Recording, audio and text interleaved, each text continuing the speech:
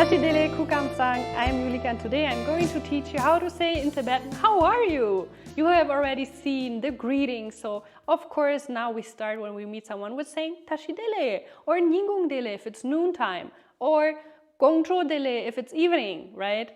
So, or Shokpa Dele if it's morning. Now you want to add on this and say, how are you? So, how do we say that in Tibetan? We say Kierang Debo Yin Pe. If this Kierang and so on doesn't make sense, please look at the video on personal pronouns and the verb to be, because here I explain how to say to be in the different conjugations for different persons, and I also explain in personal pronouns how to say each of the personal pronouns. So Kierang means you. Kierang Debo, Debo means well. Yin means am, and Pe is the question. Kierang Debo Yin Pe. Pe is the interrogative particle, okay? So Kierang Debo Yin Pe. These sounds, which are composed of words and particles, have to be in your sentence, and they mean Kierang you, Debo means well, am is yin, and Pe is the question mark, the interrogative particle.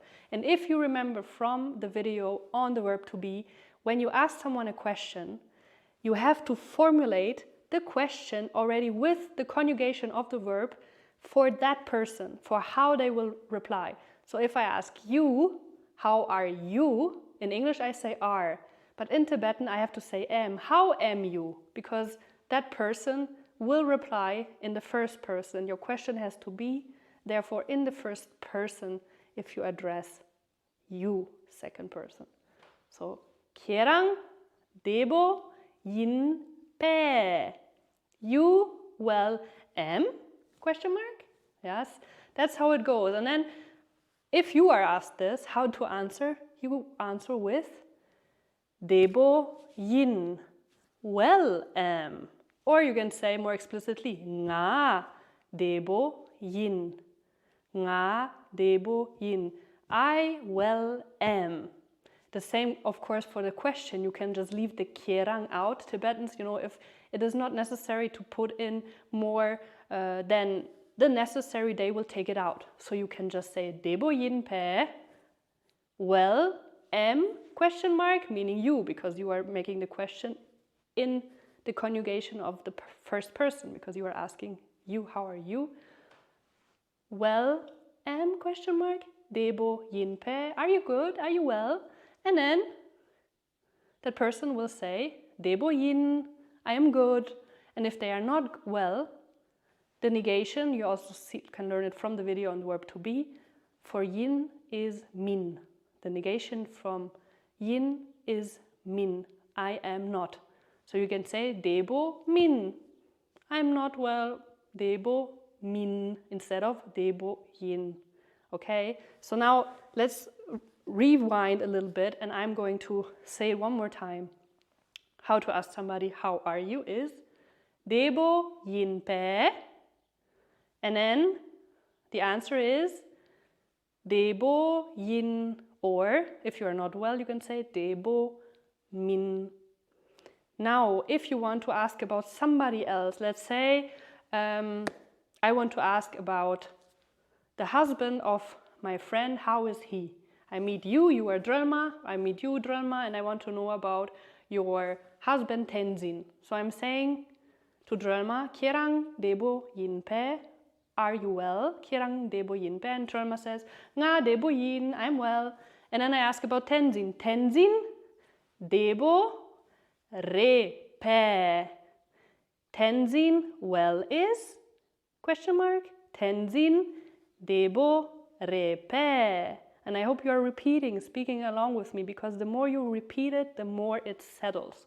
So, Tenzin Debo Re Pe is Tenzin well? Tenzin Debo Re Pe. And then she can answer and say if he is doing fine. She can say Tenzin Debo Re. Tenzin Debo Re. Tenzin is doing well. And if he's not, she can say the negation. How was the negation for the third person and with the verb to be? From Re it becomes mare. So she can say he's not doing well with tenzin debo mare. Or she can say he kong debo mare. He well not is, okay? So this is really how you then can apply it for all the other persons, because the verb to be, you have heard, is can only be conjugated with in two different ways. Based on the first person, singular, plural, it will be yin, and with all the other persons, it will be re. So also in this phrase, debo yin pe or debo re pe is the only way how you can say it, and then the negations, nga debo min or kong debo mare. So these are the forms how to really say it for all the persons that you can imagine.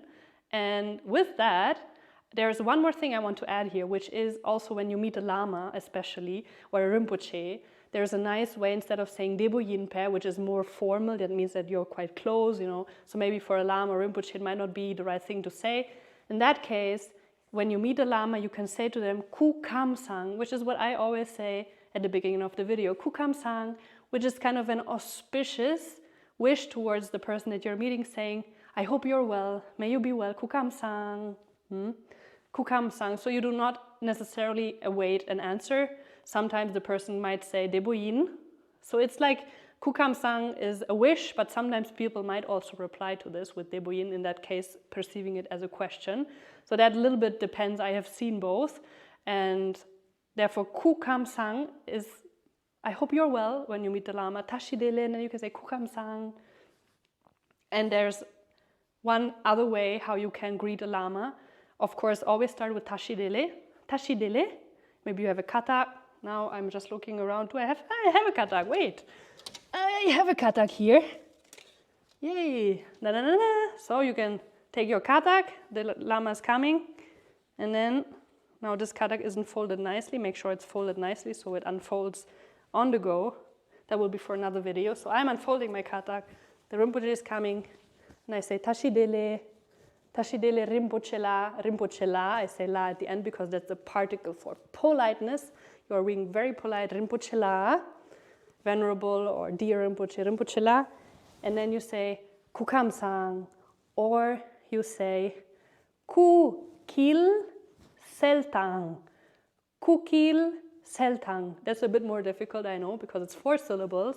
But it's a nice way, connected more with the Vajrayana practice, because Ku Kil Seltang. Ku Kil is the body mandala. In Vajrayana practice, there's a lot of mention of the body being like a mandala and all the different energy channels and bindus that constitute the body. They are like a mandala for the Vajrayana practitioner. So you're saying Ku Kil Seltang, meaning I hope your body mandala is clear and pure.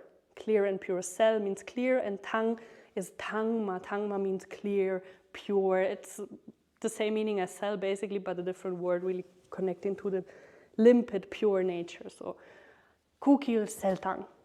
And with that, I hope you enjoyed this video. Now I will have to fold this kata all back up again. And to Jiche, thank you for watching. Post your questions in the comments, and see you next time. Jela Jelyong.